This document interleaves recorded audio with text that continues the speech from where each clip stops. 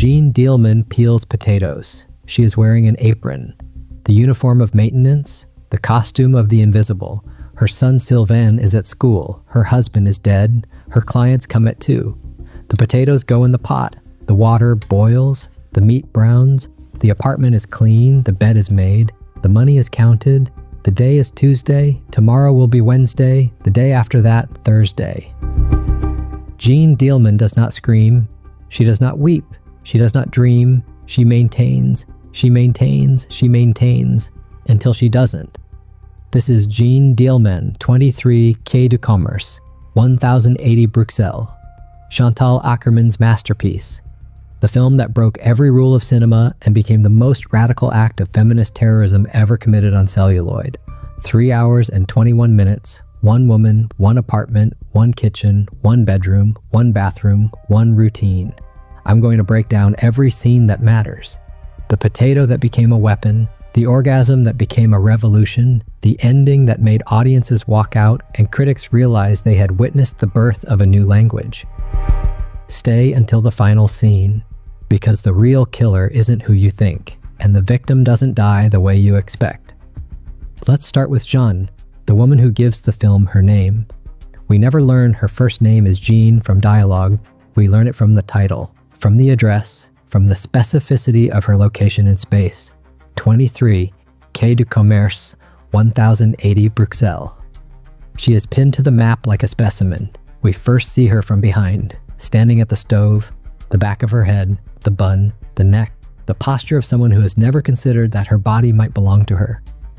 She turns, she looks at the camera, she does not smile, she does not acknowledge, she returns to the potatoes. This is our introduction, not a heroine's entrance, not a backstory, just maintenance as identity. Jeanne carries the world's properties without its power. She peels a potato, she drops the peel in the bin, she reaches for another. The action takes 4 seconds. Akerman shows us all 4, then she shows us the next potato, all 4 seconds, then the next. The principles don't save anyone, they just make the watching more inevitable. The apartment, 3 rooms, kitchen, living room, bedroom, the bathroom down the hall, shared with another tenant. Jeanne moves through these spaces like a planet in orbit. Fixed path, fixed velocity, fixed gravity. She enters the frame, she performs the task, she exits the frame.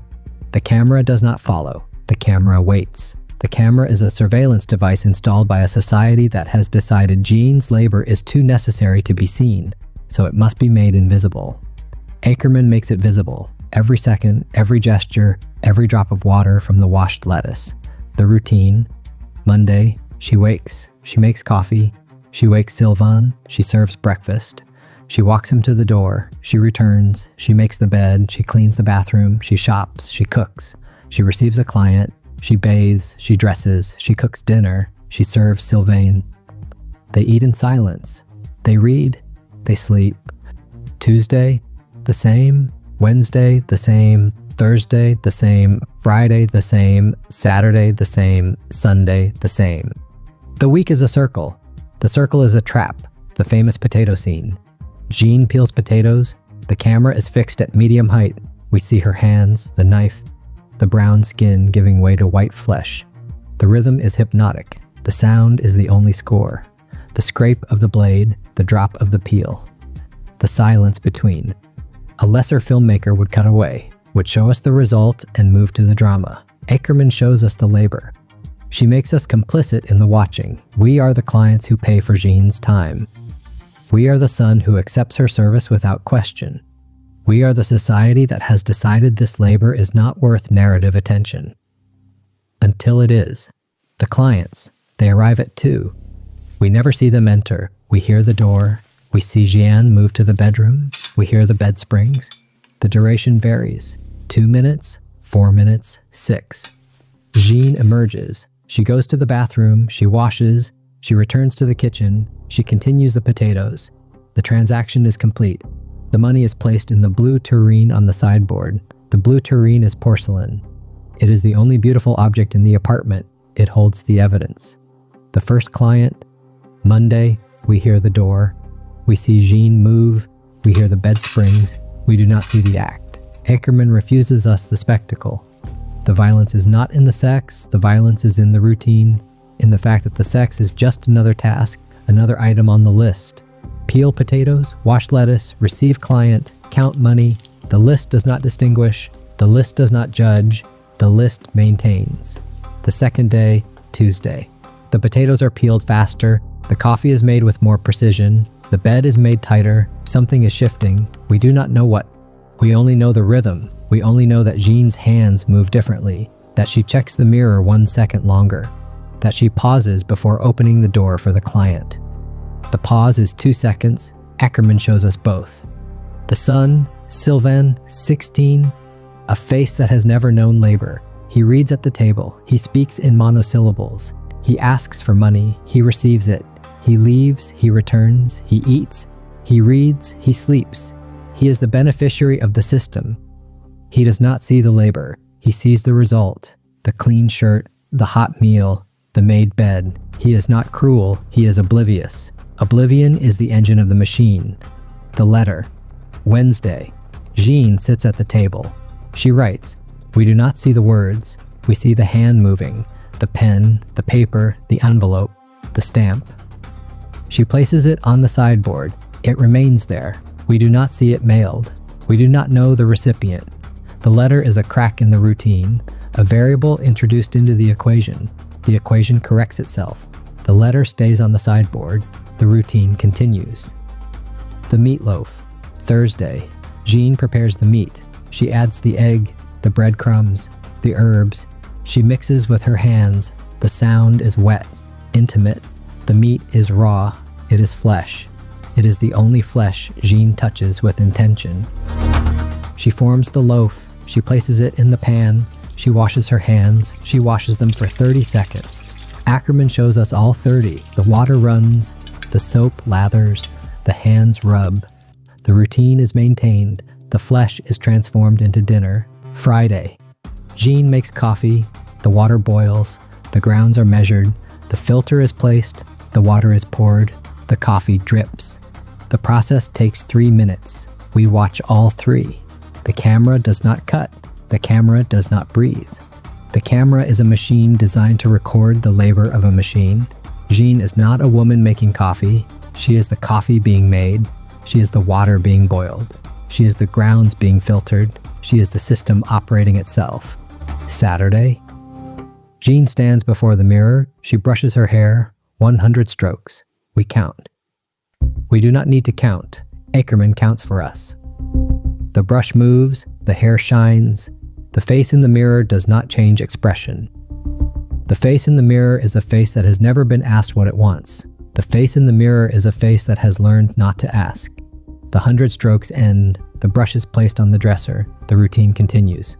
Sunday, Jeanne sews a button, the needle, the thread, the fabric, the precise movement of the hand, the thread pulled through, the knot, the scissors, the button is secure, the coat is ready, the client will come, the client will leave, the money will be placed in the blue tureen, the routine will be maintained. The button is not a metaphor, the button is a button. Akerman does not deal in metaphors. She deals in potatoes. Monday again. The second week begins. The potatoes are peeled. The coffee is made. The bed is made. The client comes. Something is wrong. The coffee boils over. Jeanne does not notice. She is in the bedroom. The bed springs make a different sound. The duration is longer. 8 minutes, 10, 12. Jeanne emerges. Her hair is different. Her face is different. She does not go to the bathroom. She stands in the kitchen. She looks at the coffee boiling over. She does not move. The coffee burns. The smell fills the apartment. The routine cracks. Tuesday. The meatloaf is burned. Jeanne serves it anyway. Sylvain eats without comment. The silence is heavier. The reading is slower. Jeanne sits at the table. She does not read. She looks at the wall. The wall is white. The wall has always been white. The wall is the color of nothing. Jeanne looks at the nothing looks back. Wednesday. The client comes. Bed spring sound. The duration is 14 minutes. Jeanne emerges. She goes to the bathroom. She does not wash. She looks in the mirror. The face in the mirror is not the same face. The face in the mirror has seen something. The face in the mirror has felt something. The face in the mirror is afraid. Jeanne is not afraid of the client. She is afraid of the feeling. The feeling is not on the list. The list does not include feeling. The list must be corrected. Thursday, the client comes, the bed springs, the emergence, the bathroom, the mirror. This time Jeanne does not look at her face. She looks at her hands. The hands that peel potatoes. The hands that wash lettuce. The hands that count money. The hands that touch flesh. The hands are shaking. The hands have never shaken before. The hands are betraying the routine. The routine demands stillness. The hands must be corrected. Friday, Jeanne is sewing. The button, the needle, the thread, the scissors are on the table. The client is due. The door will ring. The bed springs will sound. The money will be placed in the blue tureen. The routine will be maintained. The scissors are sharp. The scissors are silver. The scissors have always been on the table. Jeanne picks up the scissors. She places them down. She picks them up again. The door rings. The final client. We do not see him enter. We hear the door. We see Jeanne move to the bedroom. We hear the bed springs. The duration is normal. 4 minutes, 5. The sound stops. We expect Jeanne to emerge, to go to the bathroom, to wash, to return to the kitchen, to continue the potatoes. The routine demands it. The camera waits. The camera is patient. The camera has been trained by 3 hours to expect the pattern.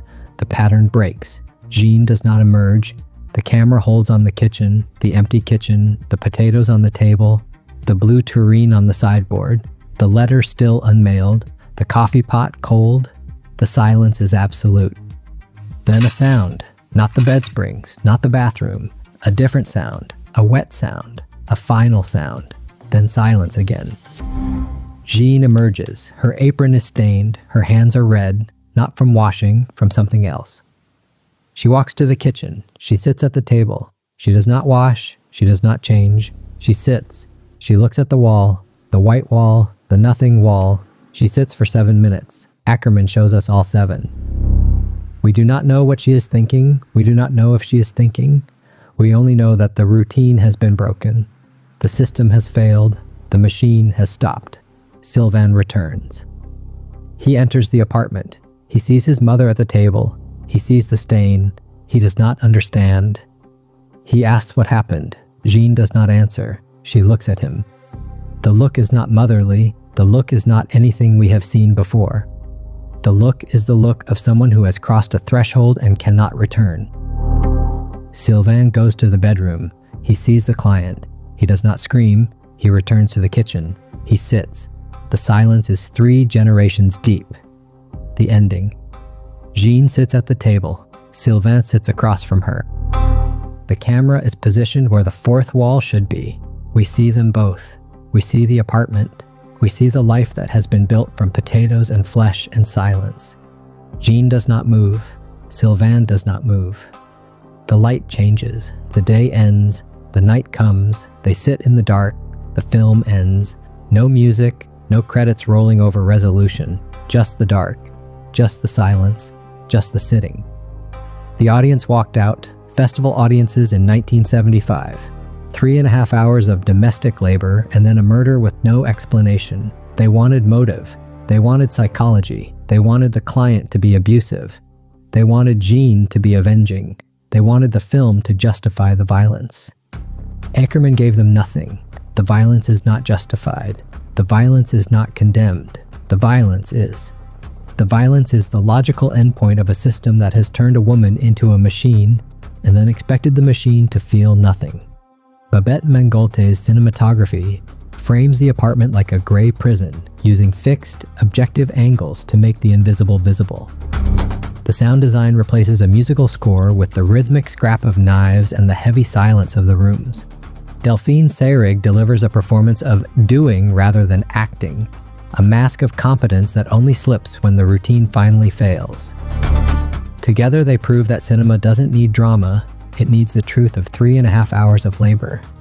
This is why Jeanne Dielman matters. Not because it's long, because it's honest, because it looks at the world we built and sees the labor underneath. The labor that moves through apartments unseen, the violence that follows it, the decent women who can't stop maintaining. and the small consolations we find in routine, in repetition, in the hope that if we just keep peeling, the world will let us be. I'm breaking down the films that define cinema as an art form, the ones that stay with you, that change how you see the world. Subscribe if you want more. Comment with the movie that's been sitting in your head. I might be the one who finally explains why. Next up, Zodiac, or maybe Stalker. You decide, but first, check your routine. Not because someone is coming, because someone is always there, and you never know which side of the potato will cut.